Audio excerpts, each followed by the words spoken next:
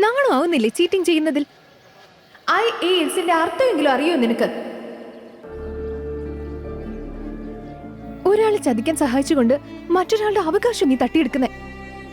ഒരാൾ കാണുന്ന സ്വപ്നമോ നീ തകർക്കുന്നേ. അറിയോ രാത്രികളിലെ കഠിനാധ്വാനം എന്താണെന്ന്? സ്വപ്നങ്ങളുടെ വിലയും. റഹിമ, എന്റെ സ്വപ്നം ഒരു IAS കാരനാവുക എന്നതാ. രാത്രികളിലെ ഉറക്കങ്ങൾ കളഞ്ഞുകൊണ്ടല്ലേ നമുക്ക് സ്വപ്നം നേടാൻ സാധിക്കൂ. IASന്റെ അർത്ഥം എന്താണെങ്കിലും അറിയോ നിനക്ക്? രാജ്യത്തെ സേവിക്കാൻ വേണ്ടി ഞാൻ IAS കാരനാകാൻ ആഗ്രഹിക്കുന്നു. എല്ലാവരും കണ്ടോ, ഞാൻ ഒരിക്കലും നേടിയിരിക്കും. നന്നായിരിക്കുന്നു മോനെ.